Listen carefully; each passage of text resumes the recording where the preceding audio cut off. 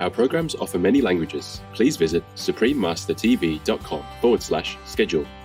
Nos programas offrent plusieurs langues. Veuillez visiter suprememastertv.com/schedule. Nuestros programas ofrecen varios idiomas. Visiten suprememastertv.com/schedule. I nostri programmi sono offerti in molte lingue. Consultate suprememastertv.com/schedule. Yoga is life. You have your values, your morality, your discipline, and everybody wants to have that positive focus. That is yoga. Continue watching to find out more.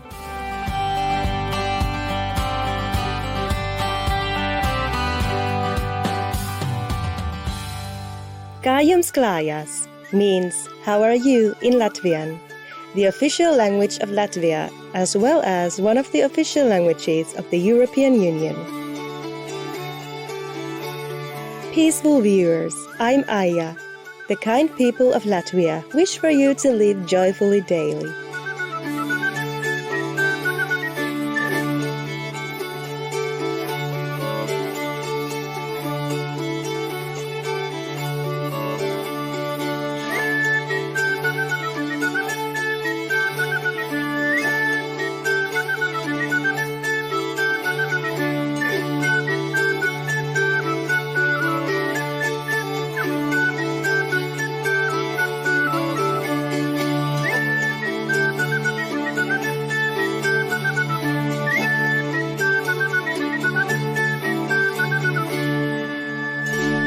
Welcome to our program, Anándá Dára Yoga Village, helping people attain bliss, part 2 of 3.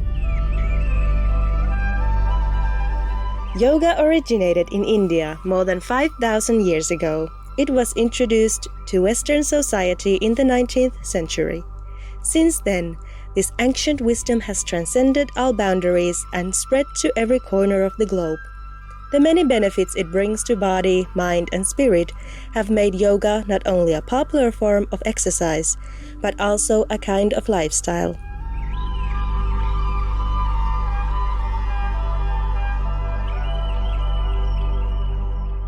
Rutger Tamminga is the co-founder of a special institution that endeavors to spread the yoga spirit, the Anándá Dára Yoga Village, Center for Applied Neo-Humanism. Based in Taichung City, Taiwan, also known as Formosa, the center was established in 1995 by Mr. Tamminga, who is originally from the Netherlands, and Mohamukta of Formosa.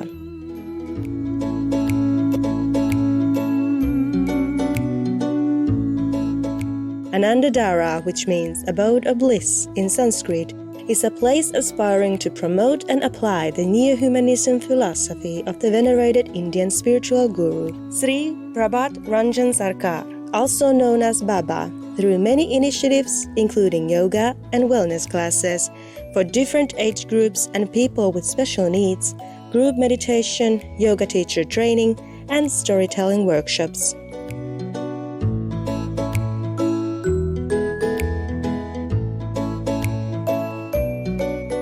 In our previous episode, Mr. Tamminga introduced some of the benefits of yoga to us. In today's program, he will discuss how children and teens enjoy healthier lifestyles by learning meditation and yoga.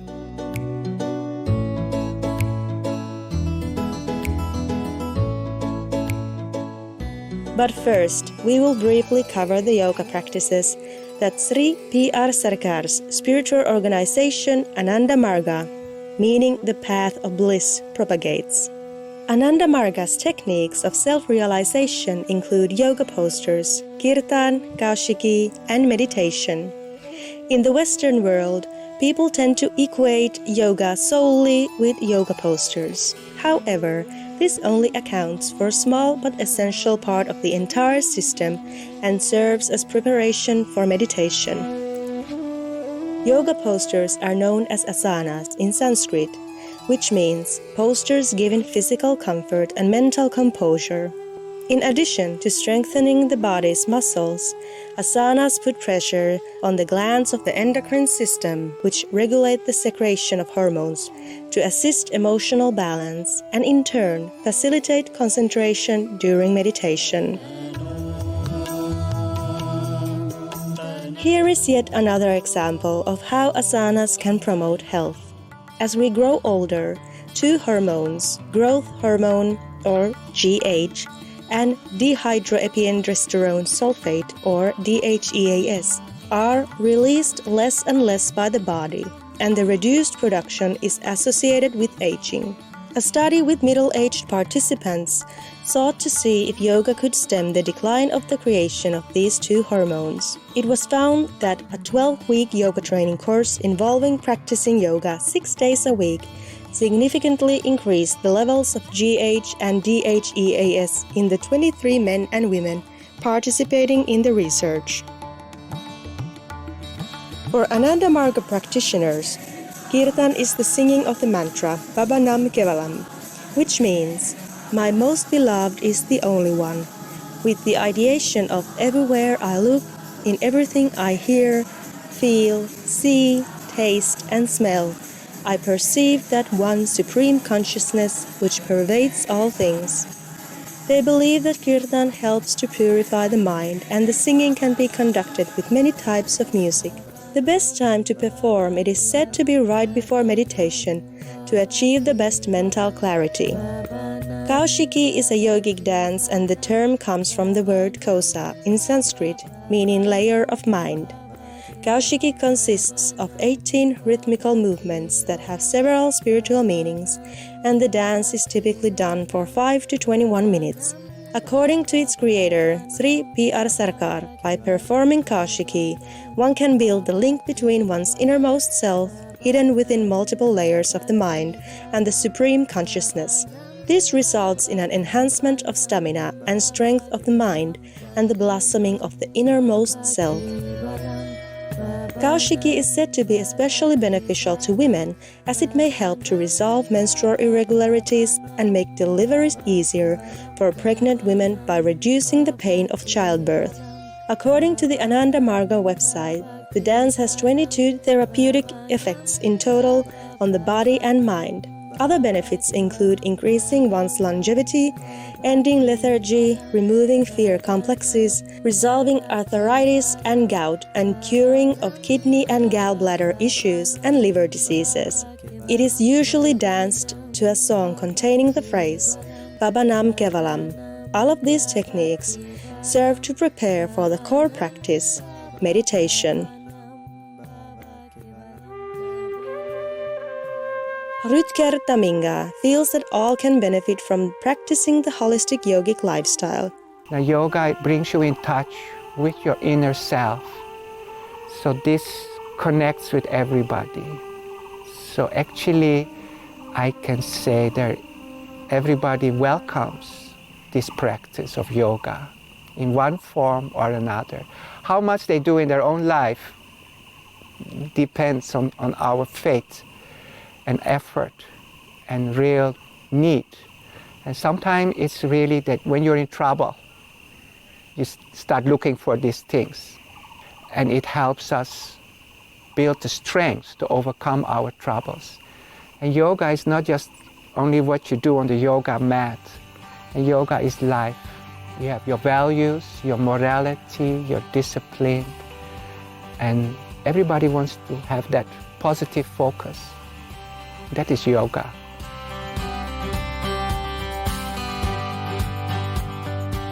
This experienced yoga teacher believes it is important for children to have exposure to meditation and yoga at a young age. He explains.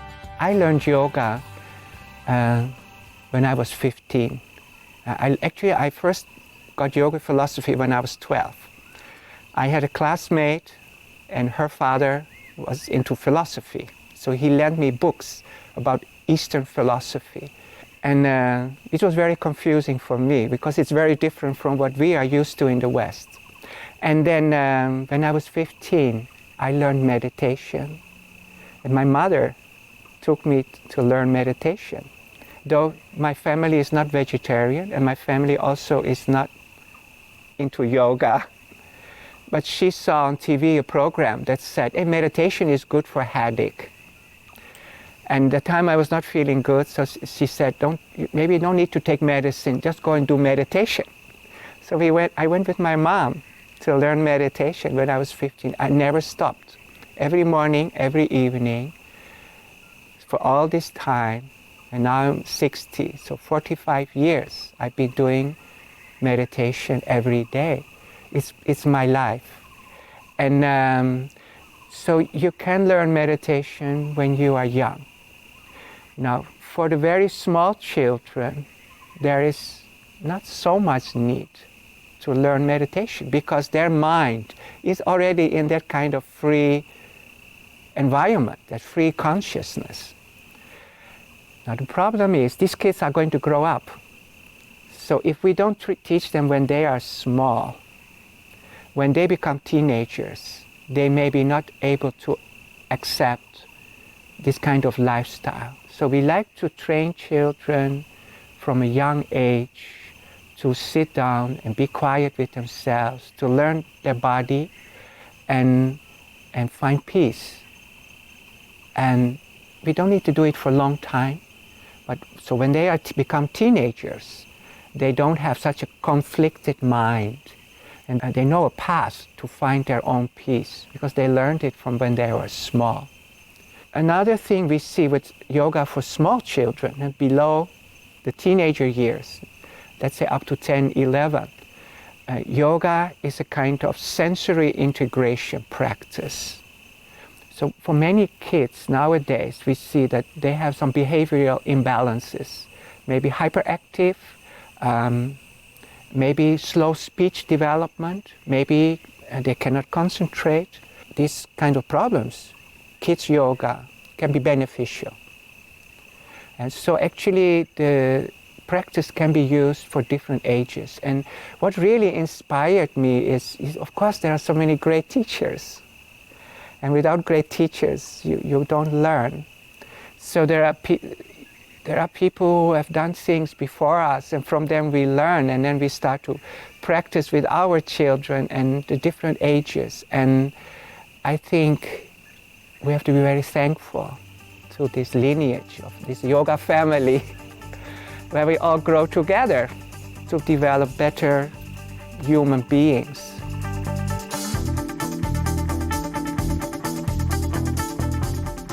Please join us again on Saturday, July 4th, 2020 for Ananda Dara Yoga Village, Helping People Attain Bliss, Part 3 of 3.